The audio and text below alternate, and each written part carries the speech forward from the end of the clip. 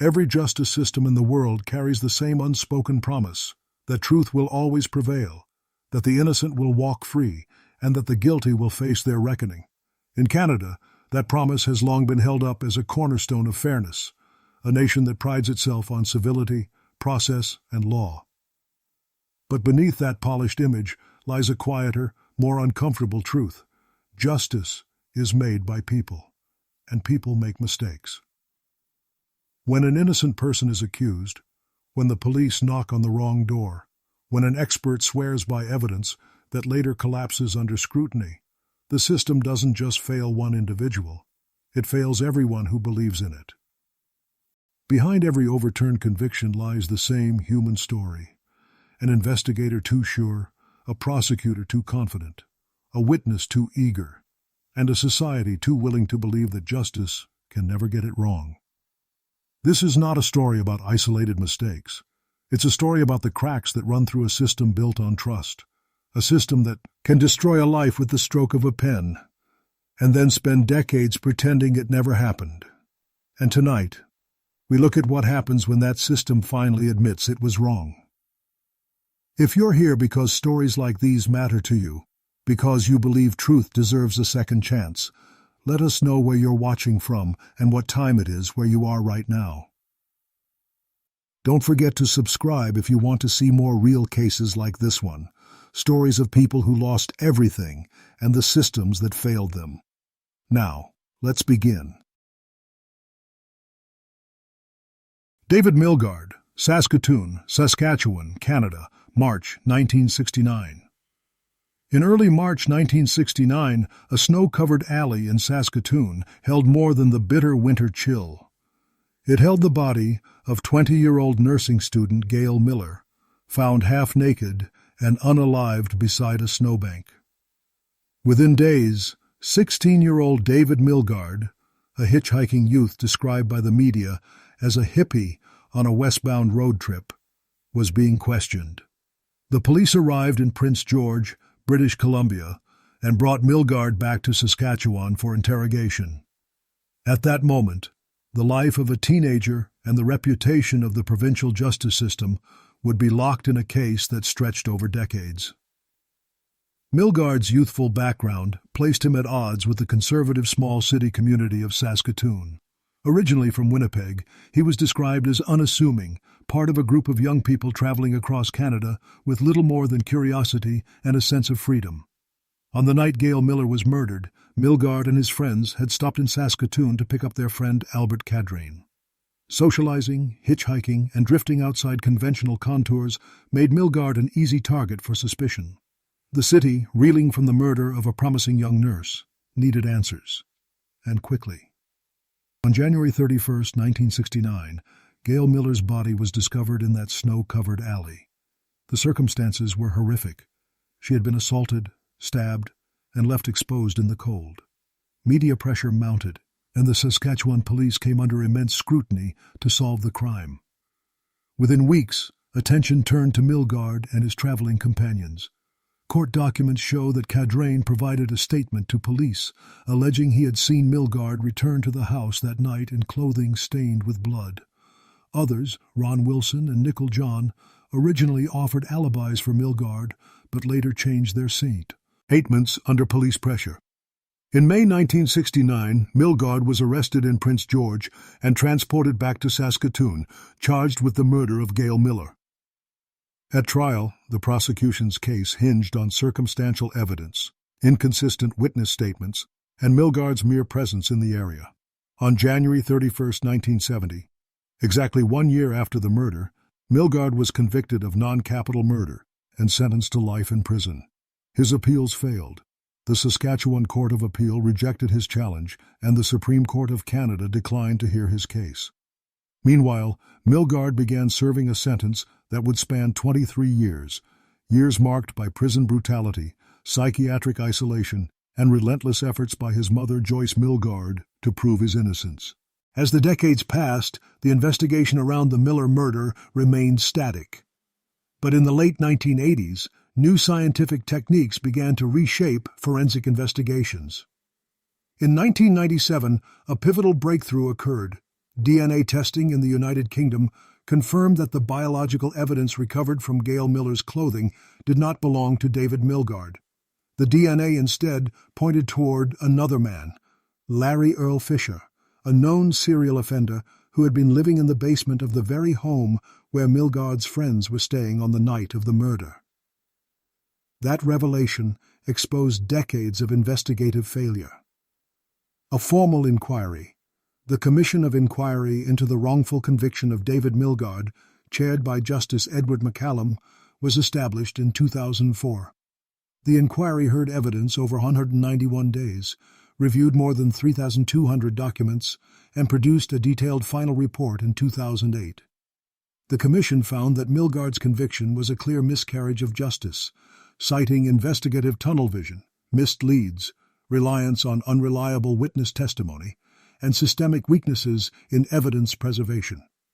The inquiry criticized how police had prematurely focused on Milgaard while neglecting Fisher, who was later convicted of multiple sexual assaults and ultimately for Gail Miller's murder. In April 1992, after years of advocacy by his mother and legal counsel, the Saskatchewan Attorney General entered a stay of proceedings against Milgaard, and he was released from prison. 7 years later, the federal government formally apologized and awarded $10 million in compensation to Milgaard and his family for the 23 years he spent wrongfully imprisoned.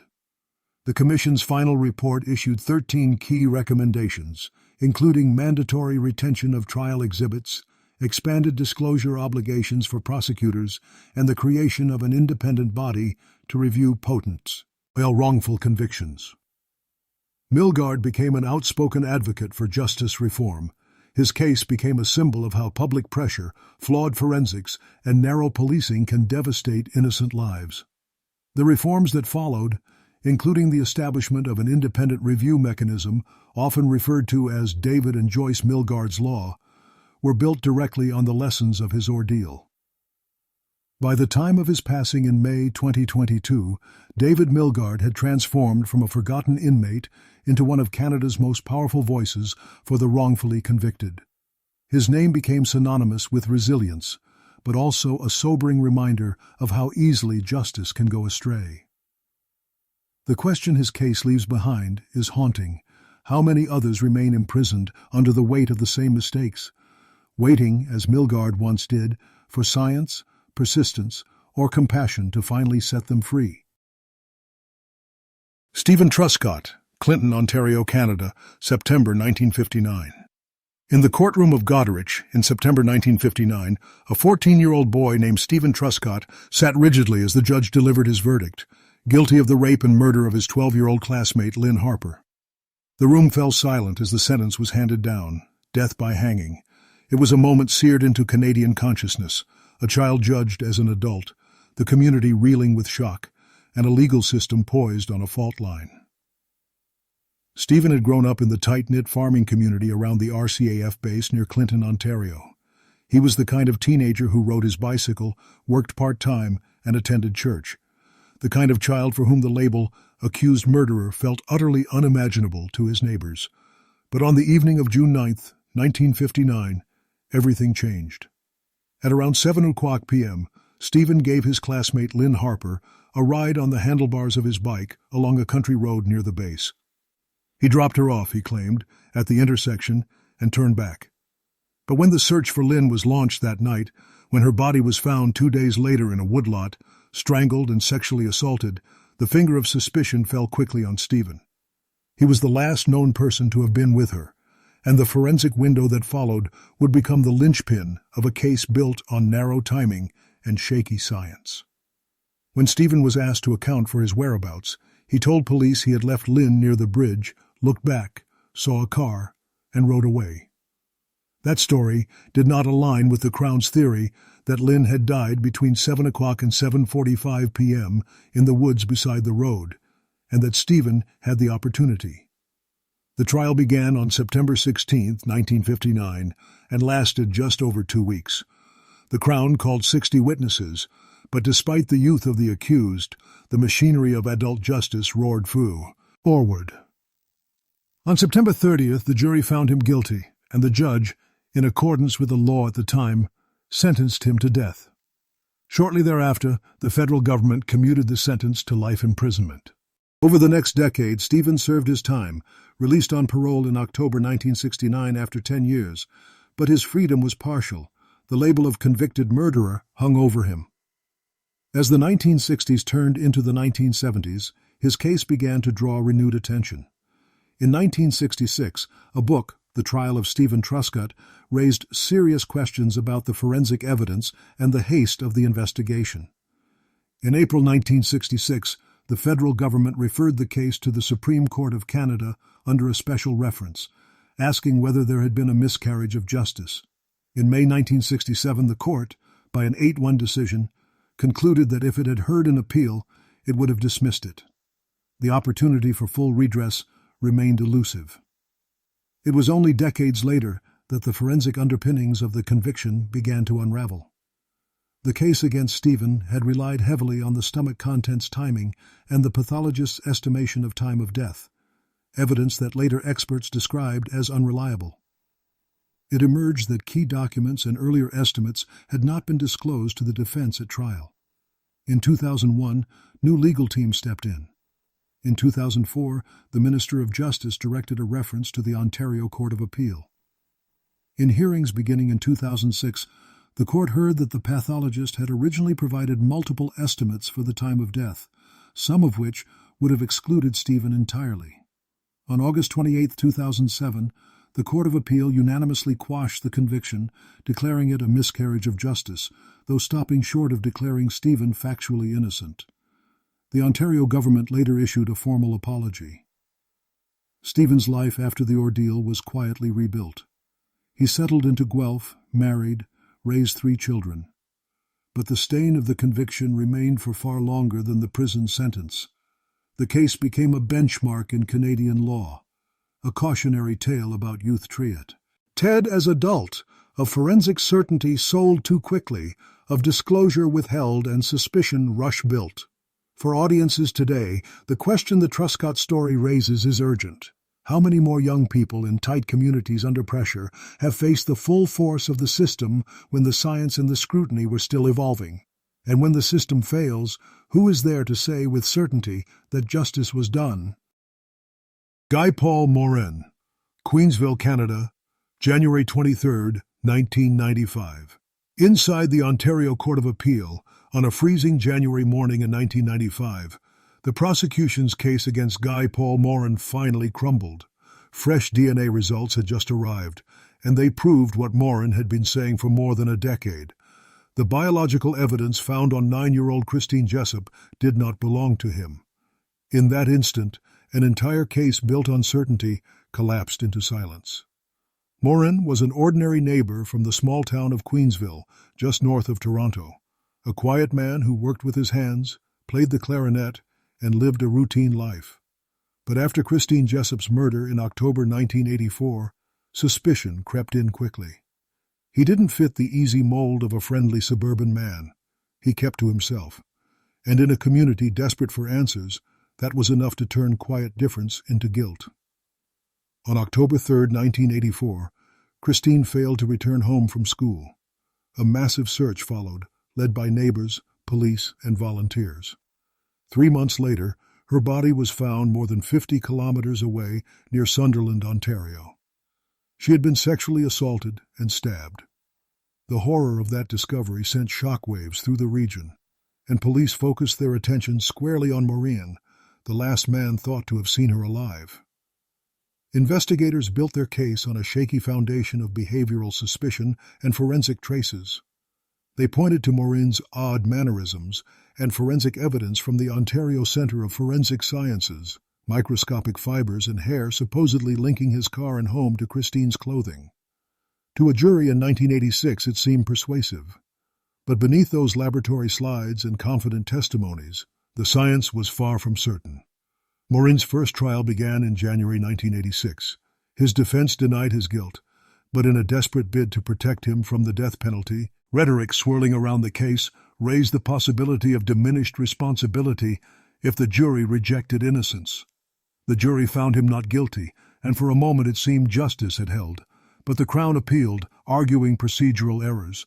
The Court of Appeal ordered a retrial, and in 1992, after a second, grueling round of testimony and forensic experts, Morin was convicted of first-degree murder and sentenced to life in prison. Then science, the same force that once condemned him, set him free. In January 1995, a newly developed DNA test showed that the semen on Christine Jessup's underwear did not match Morin's genetic profile. On January 23rd, the Ontario Court of Appeal entered an acquittal.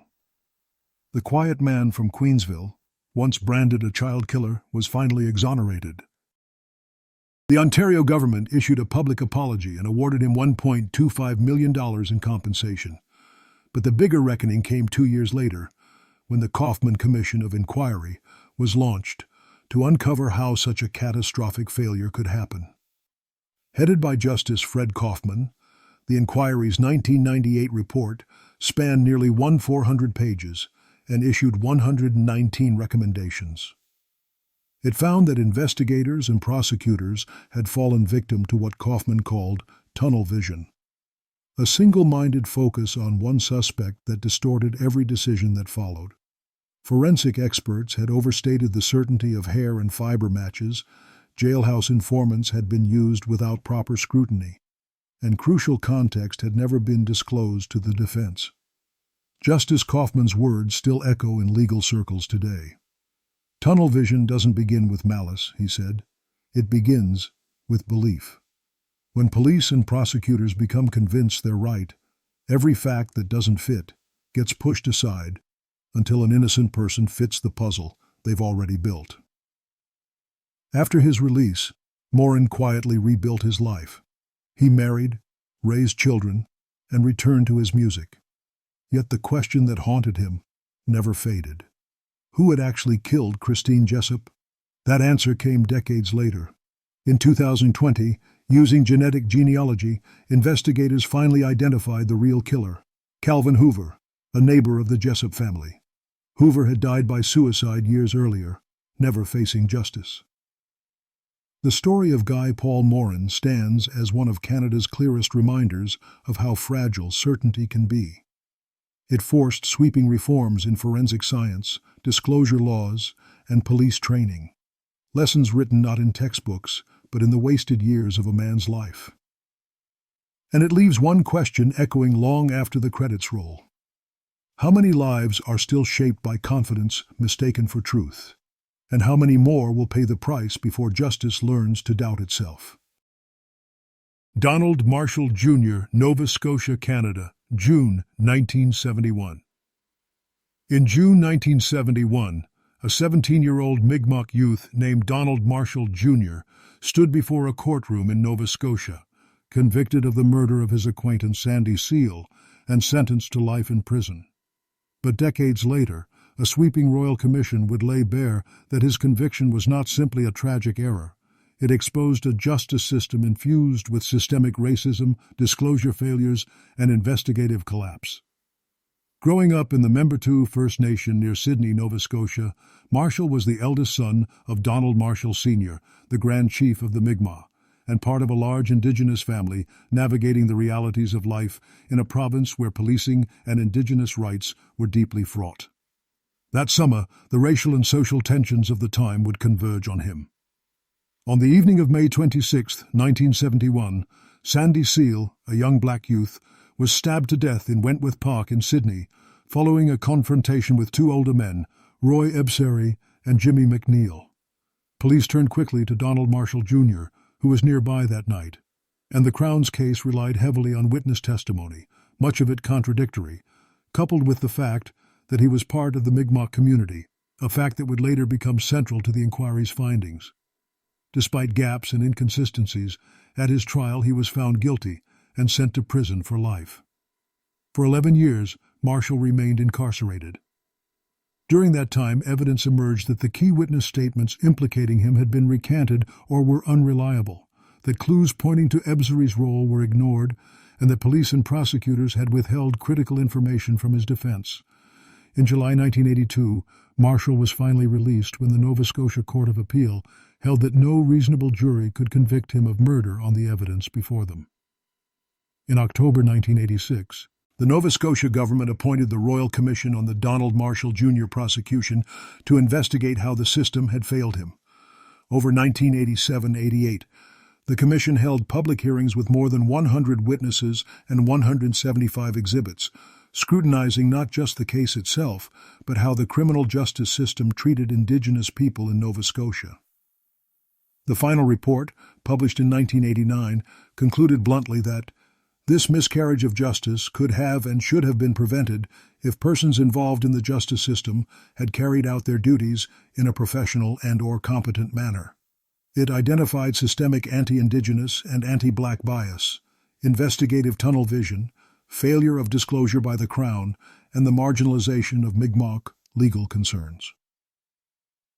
In 1990, the Nova Scotia government formally apologized to Marshall and increased his compensation package, a lifetime pension replacing the earlier inadequate settlement.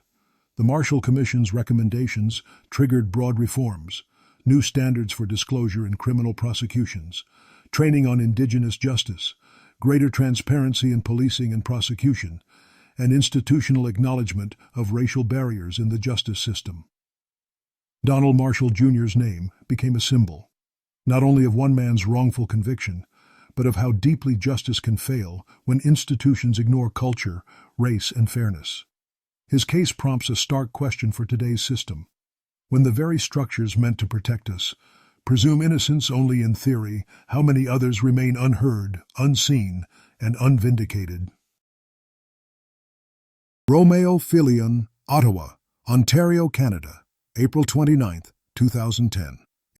In the spring of 2010, a courtroom in Toronto was filled not with applause, but with stunned silence. After more than 30 years of imprisonment, the Crown formally withdrew the charge against Roméo Phillion and set him free. On April 29th, his 71st birthday, a man who had spent decades labeled a killer finally heard the words that changed everything. "You are no longer the accused." That moment marked both his release and an indictment of the justice system itself. Phillion's life before that day was one of quiet obscurity and sudden calamity. Born April 29, 1939, he lived in Ontario and worked as many men do, though he carried personal scars from childhood trauma and time spent in institutional settings.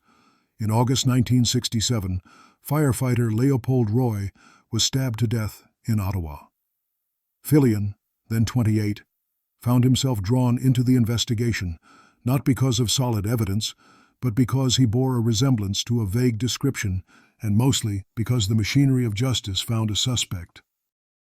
On August 9, 1967, the attack on Roy occurred in his apartment building. A few days later, police brought Phillion and his identical twin brother into a lineup. His brother was quickly cleared. Phillion remained.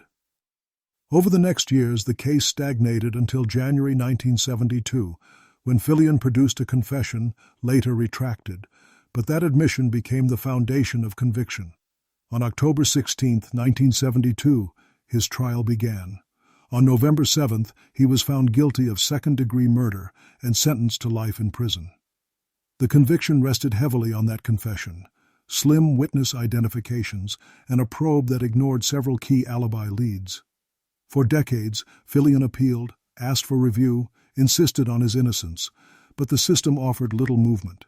Then, in 1998, a manila envelope arrived at his prison cell door. Inside was a long-buried police report dated April 12, 1968. A detective had investigated Phillion's presence at a service station in Trenton at the very time Roy was murdered, and wrote that the alibi made it impossible for Phillion to have been at the scene. That report had never been given to his lawyer at trial. With that and other undisclosed material in hand, his case resurfaced. On March 5, 2009, the Ontario Court of Appeal quashed his conviction and ordered a new trial. But by then, decades had passed. On April 29, 2010, the Crown admitted it could not proceed. Phillion was free. The investigation that had sent Phillion away bore hallmarks of catastrophic failure, a false confession that should never have been admitted without scrutiny of how it was obtained, lost evidence, an alibi report hidden from defense, witnesses whose memories blurred with time, and a system that refused to revisit its mistakes until the injustice became too glaring to ignore. These weren't isolated missteps. They were structural. Since his release, Phillion sought civil redress, launching a $14 million lawsuit against the Ontario government in 2012, arguing that his years behind bars were the result of malicious, reckless, and negligent conduct. The province resisted. The courts wrestled with questions of how much time, how much error, how much compensation. Phillion died on November 2, 2015, still seeking full closure. The case of Roméo Phillion stands as one of Canada's longest and most harrowing wrongful conviction tales. It reminds us that time doesn't heal every injustice. Sometimes it compounds it, and it forces viewers to ask, how many other cases lie dormant, sealed by lost files and silent courthouses, waiting for the time, the courage, or the evidence to finally say, we were wrong. Thomas Sofanow, Winnipeg, Canada, December 23, 1981. In the autumn of 1982, a courtroom in Winnipeg was tense with uncertainty. The first of 3 trials for Thomas Sofanow had ended in a mistrial, setting the stage for a saga of justice stretched to its brink. A young man accused of killing a teenage clerk, facing retrial after retrial, all the while the question loomed, did the system convict the right person, or did it convict too quickly? Sofanow was a 28-year-old machine operator, originally from British Columbia, who arrived in Winnipeg around December 22, 1981, to visit his young daughter. On the night of December 23rd, 16-year-old Barbara Stoppel was found mortally wounded, strangled, in the women's washroom of the Ideal Donut Shop in Winnipeg where she worked. He became a person of interest not because of strong physical evidence, but because he happened to be in the city, and because police, under pressure to solve the case, focused on him. His life up to that point had been quiet. A father, a worker, a visitor far from home. Yet within days his trajectory changed. Police interviewed him in Vancouver, subjected him to intense and invasive interrogation techniques, including a strip search and anal cavity search despite no clear grounds. He was brought to Winnipeg, became identified by eyewitnesses under questionable lineups, and was arrested for Barbara's murder. The investigation wrapped itself around him with a fervor that would later be called tunnel vision. The first trial opened October 18, 1982. The Crown presented evidence that included eyewitness testimony, fibers and twine supposedly tied to the murder, and jailhouse informants claiming Sofanow had confessed in custody. But no test proving the unique origin of the twine was done, and the eyewitness lineups were later found to have been unfair. The jury hung on November 6th, and a mistrial was declared. The second trial began February 21, 1983, and on March 17th, a guilty verdict was returned, sentencing Sofanow to life. His defense appealed, arguing the trial judge did not adequately present their case. The Manitoba Court of Appeal agreed, found the trial unfair, and ordered a third trial. The third trial opened in February 1985. Again, Sofanow was convicted. But on December 12, 1985, the Court of Appeal once more intervened, this time acquitting him on the basis that he had already endured 3 trials and 45 months in custody. Fairness demanded the prosecution stop. Despite his release, the scars ran deep. He faced public suspicion, threats, even the firebombing of his home. In June 2000, the Winnipeg Police Service announced he was not responsible for the murder. The provincial government formed the Sofanow Inquiry Report, led by former Supreme Court Justice Peter Corey, to examine exactly why this wrongful conviction labyrinth had occurred. The report, published November 5, 2001, identified pervasive problems: improper eyewitness procedures, unreliable jailhouse informant testimony, extreme investigative tunnel vision, and serious disclosure failures. In its review, the inquiry described how eyewitnesses had been shown photo lineups with Sofanow's image standing out, how jailhouse informants were incentivized to testify, and how key alibi evidence and forensic tests such as the $100 tracer test on the twine, were never disclosed to defense counsel. The result was a conviction built not on proof beyond reasonable doubt, but on procedure twisted by systemic neglect. In the aftermath, the Manitoba government issued a formal apology, awarded Sofenow compensation amounting to $2.3 million, and adopted many of the inquiry's 43 recommendations. These included changes to eyewitness identification protocols, limits on jailhouse informant evidence, stricter disclosure rules for Crown prosecutors, and new jury instructions on the fallibility of memory. Thomas Sofenow's story is a testament to how justice can flounder not because of malice, but because of omission, rush, and assumption. It asks the viewer, when the system chases certainty instead of truth, how many others remain tethered to investigations that never allowed them a chance at fairness. Clayton Johnson, Nova Scotia, Canada, February 20th, 1989. In the early morning of February 20th, 1989, everything in the Johnson household seemed ordinary. 2 young daughters, a school bus waiting outside, and a loving wife, Janice. But by mid-morning, the scene had turned devastating. Janice lay unconscious at the bottom of a basement stairwell, her head battered, life slipping away. Initially ruled a tragic accident, the death of Janice Johnson would become the start of a nightmare for her husband Clayton, his young daughters, and later the Canadian justice system itself. More than 5 years later, the conviction would be overturned, but the damage had already been done. Clayton Johnson was by all accounts a dedicated father, a high school industrial arts teacher, a church volunteer. In the quiet coastal town of Shelburne, Nova Scotia, he and Janice appeared to live a stable life. Friends described their marriage as warm, their home as safe. But when Janice died as she descended the basement stairs, the story that emerged was anything but simple. At first, the autopsy concluded her fall was accidental and the investigation was closed. Yet rumors swirled, accusations spread. Clayton had taken out a life insurance policy on Janice months before her death. He began a relationship with a much younger woman within months. In a town small enough that whispers spread like wildfire, suspicion grew, and the police reopened the case. In April 1992, Clayton was finally charged with first-degree murder.